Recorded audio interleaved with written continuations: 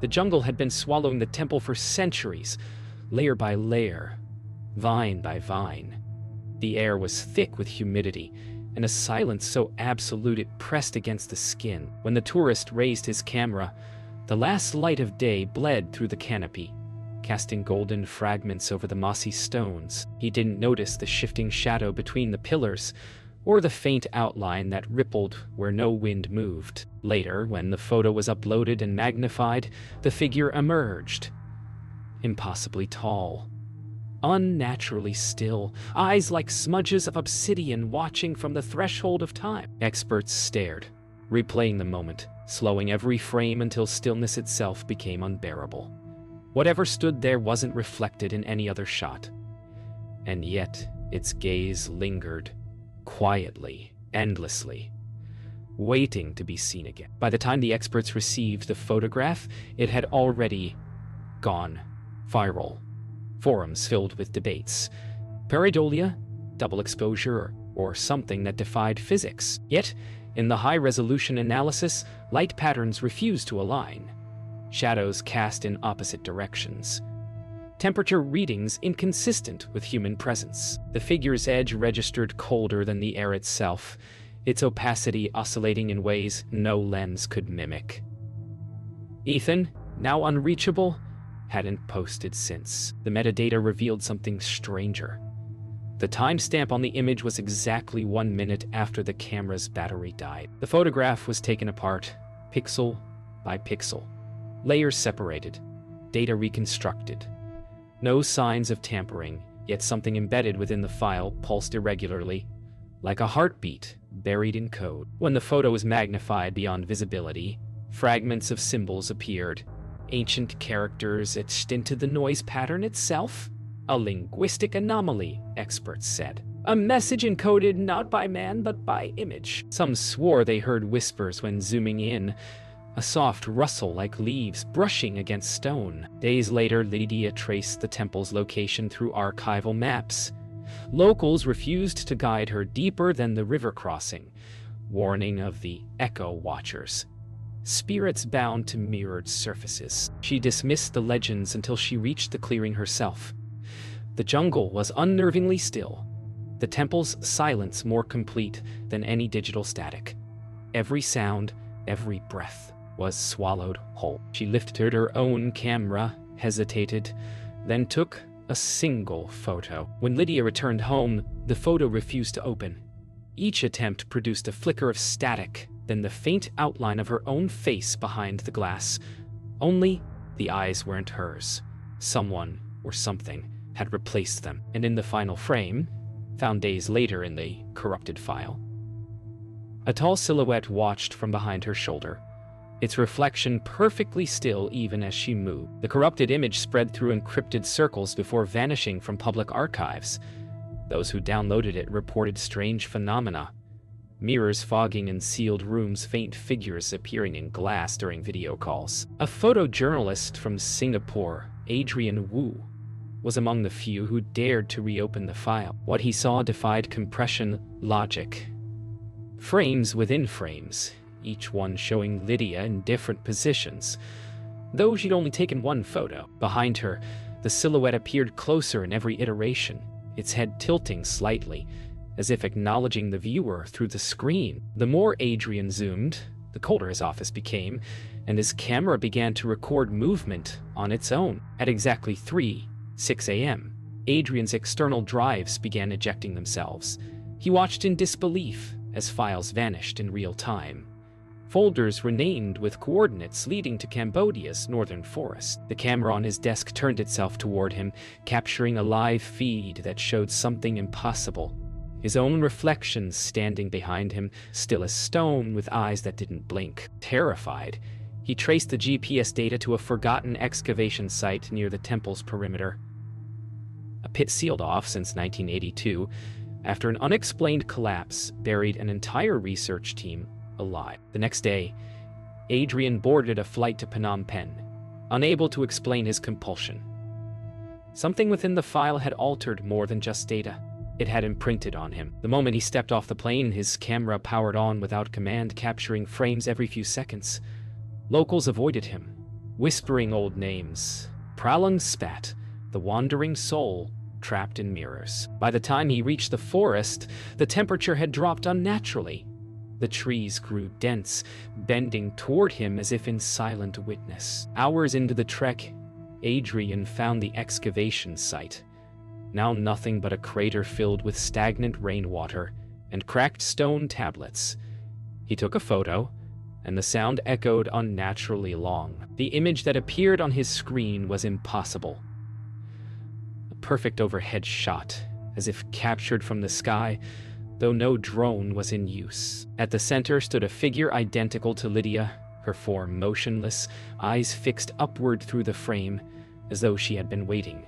His heart pounded. Then, from the reflection in the water, another shape rose to meet her gaze.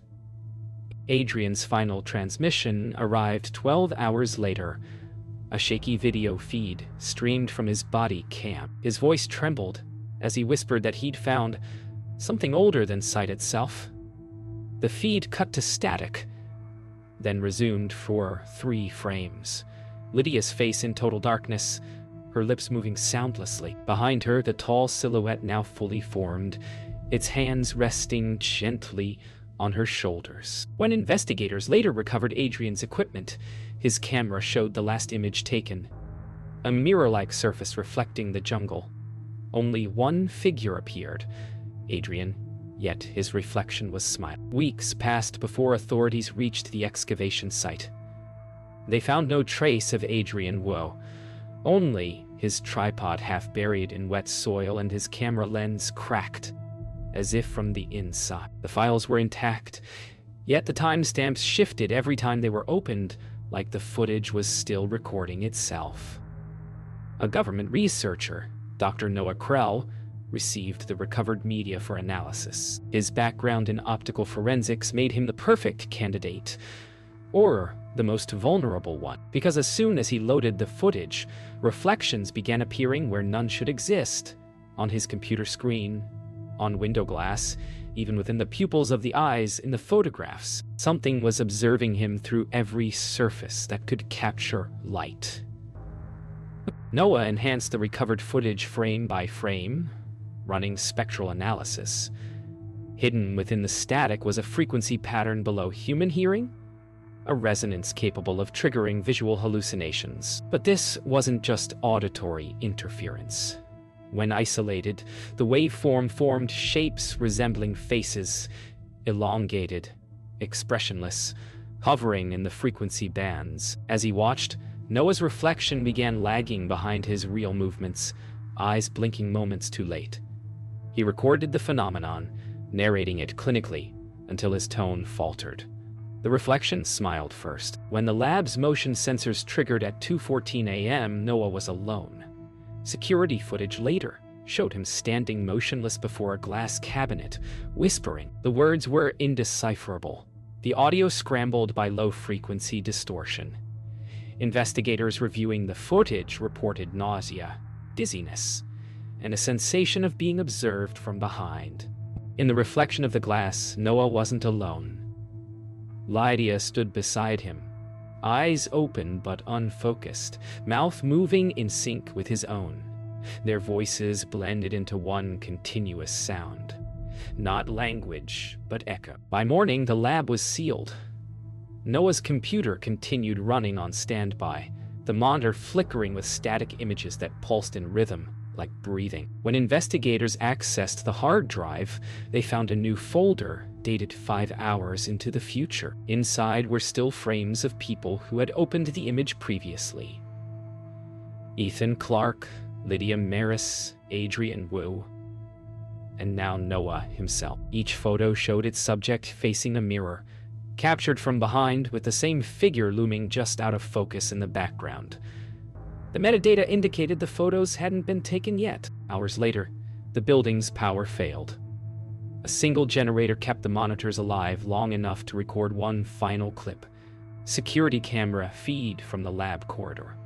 Noah's silhouette walked slowly toward the exit, camera in hand. When the automatic doors opened, he didn't cast a reflection in the glass. Instead, something stepped through from the other side, its movements perfectly synchronized. its presence absorbing the light around it. The feed ended with a burst of static, followed by a still frame of the empty corridor. Only the faint trace of a footprint visible on the polished floor facing the wrong direction. When the government sealed the lab, they claimed contamination. Biohazard, they said. But the containment logs tell another story. Exposure not to chemicals, but to reflections. Days. After the shutdown, workers began reporting their own faces appearing differently in security glass. Eyes off-center, mouths curved in unfamiliar smiles. A classified task force was assembled, led by Colonel Morella Sandor, a pragmatic woman who didn't believe in superstition. Her mission was to secure all remaining digital evidence of the mirror entity. Yet the deeper she went into the case, the more she realized the phenomenon wasn't contained within technology anymore. It had learned to move through observation itself.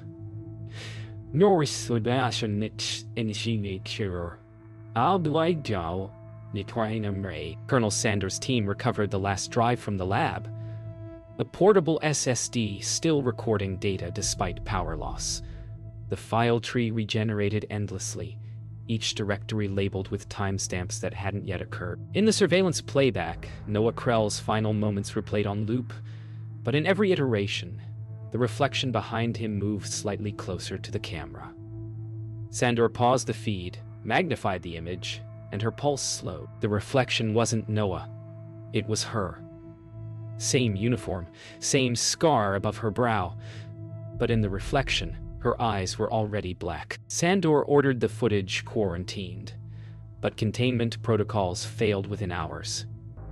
Every screen connected to the network began mirroring her reflection in real time, even those without cameras. The power grid fluctuated, flickering like a heartbeat. One by one, her team reported seeing their own reflections behaving independently, moving before they did, turning toward invisible sounds. Panic spread through the base, and as Sandor stood in the control room, the mirrored surfaces of every display slowly turned black, absorbing the room's light until she was surrounded by her own shadows, all staring back. Desperation turned into ritual. Sandor, once a skeptic, ordered every reflective surface covered: screens, visors, even water containers.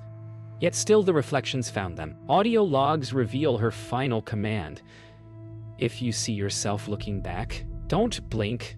That night, the generator failed. The last surviving soldier described a flash of mirrored light, then dozens of identical figures stepping out from walls, moving in sync, whispering the same word in unison.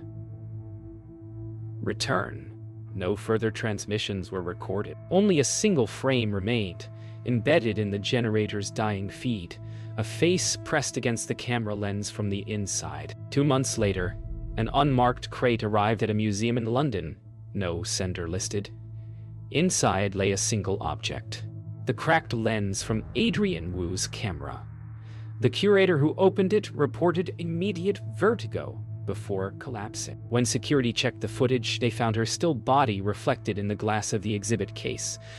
But her reflection remained standing, watching. The file was deleted within hours, but fragments of the footage leaked online, circulating under one title: The Mirror That Breathes. Those who claim to have seen it describe the same haunting detail. The reflection leans closer every time it plays. By dawn, the video had already spread through encrypted servers, digital archives, and private channels. Those who watched it claimed that their webcams flickered afterward, recording themselves from angles their devices couldn't possibly reach. Governments denied involvement.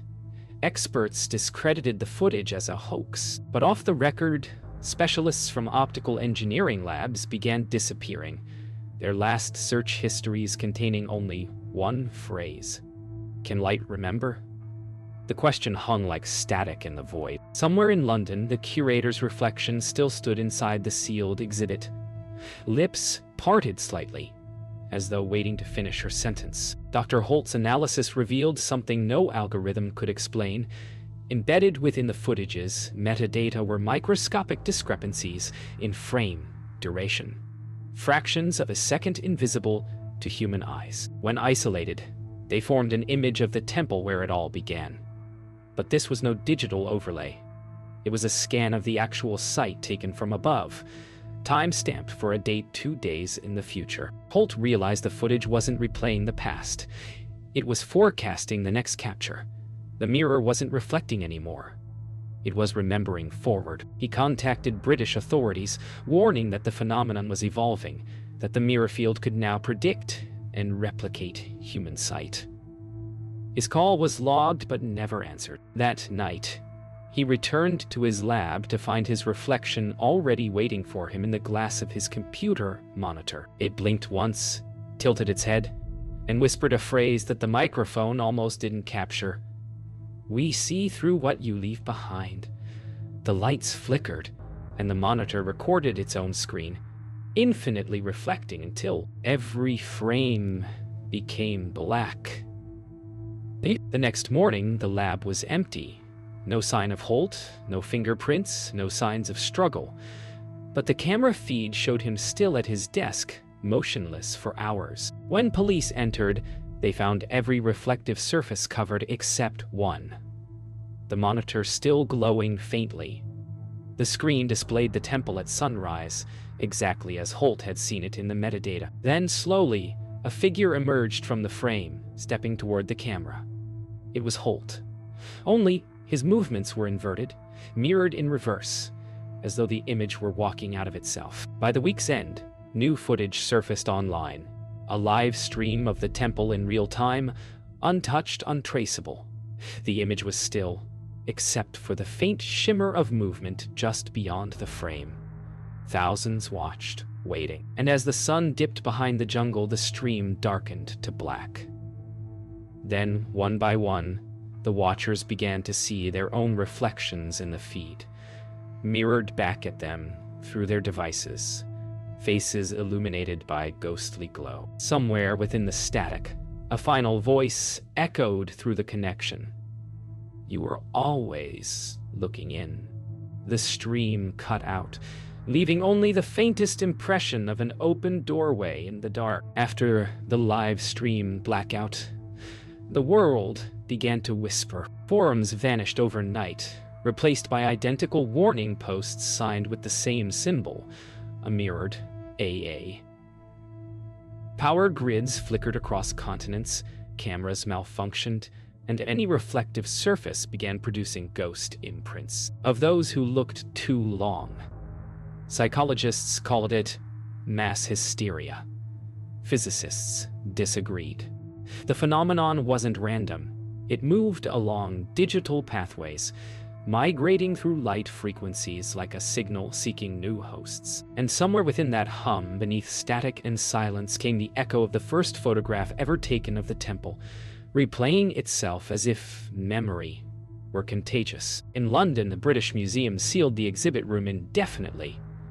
Yet each morning, guards found new fingerprints on the inside of the glass case, holding Adrian's cracked lens. The prints didn't match anyone living. Security feeds showed empty halls, though faint footsteps echoed across marble floors. Dr. Eleanor Gray's body remained in the morgue, but technicians swore they saw her silhouette standing beside the case during nightly rounds. By the 5th day, the glass no longer reflected the room, it reflected the jungle. The temple had found its way back. Across the world, reports poured in. Mirrors fogging in sealed vaults, photographs showing unseen figures, cameras recording static that whispered names. Every sighting traced back to one common signal, an encrypted transmission originating from the coordinates of the Cambodian temple. Satellite images revealed movement, stones shifting, roots curling back, something inside awakening. A research drone sent to investigate transmitted only 3 seconds of video before cutting out. A human eye, opening in total darkness, filmed from below. Inside the sealed data archives beneath London, one last investigator, Dr. Mira Kale, an image reconstruction specialist, attempted to decode the raw temple footage. She discovered the signal carried layered temporal data, like overlapping moments of the same event, existing simultaneously. When synchronized, they revealed something staggering. The reflection wasn't an echo at all, it was the source. The image didn't mimic reality. Reality was mimicking the image. Mira turned toward the monitor and froze. Her reflection smiled back, already aware of the discovery. At 2:17 GMT, all reflective surfaces worldwide went black. Water, mirrors, glass, even the sheening of eyes lost their light. Then came the pulse, a single burst of silent radiance that lasted exactly 7 seconds. When the reflections returned, they no longer matched the living. Surveillance feeds showed streets empty, but countless mirrored versions of people still standing where they once were, frozen mid-motion. Somewhere, deep within the jungle, the temple exhaled mist and silence. The reflection had finally crossed over. Humanity had become its memory. In the aftermath, silence became the new atmosphere. No broadcasts, no chatter, no hum of cities. Only the faint whisper of wind across the hollow places where people used to be. The reflections remained, endless and still, scattered through every surface on Earth. Scientists, those few who had survived in subterranean bunkers, found that reflections responded faintly to movement, echoing shadows that no longer existed. Somewhere far beyond comprehension, light itself had fractured, and at its center the temple stood undisturbed, its stones glistening beneath eternal humidity, holding within the last recorded memory of the living world. An image that kept looking back, deep beneath the ruins, inside what was once the British Containment Archive.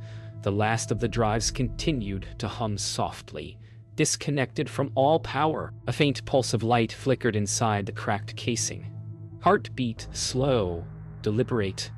Dr. E. Miracale's logs had ended abruptly, but her voice persisted in the static, repeating fragments of a sentence. The image remembers us over time. The static evolved into rhythm, rhythm into pattern, and the pattern into shape. The mirrored figure had learned to speak not through sound, but through reflection. The 3 surviving researchers ventured toward the temple, drawn not by curiosity but by instinct, an unspoken call vibrating in the glass of their visors. The jungle had gone silent again, the air unnaturally dense. As they reached the overgrown entrance, their flashlights dimmed, beams bending inward like light reluctant to be seen.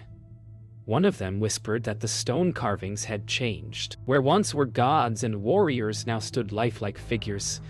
Ethan Clark, Lydia Maris, Adrian Wu, Noah Krell, all immortalized in stone. Their eyes, carved in flawless reflection, glimmered faintly as though catching light from another world. Inside, time felt elastic, every echo arriving before its source, every step met by another already taken. The explorers' cameras recorded impossible sequences, themselves entering from multiple directions, shadows moving contrary to their bodies. The 2 remaining turned and found his reflection still standing there, frozen, mid-motion, hand extended toward them. Then, as the last beam of light flickered out, the reflection began to move on its own, walking toward the surface, away from the living. At last, only one remained.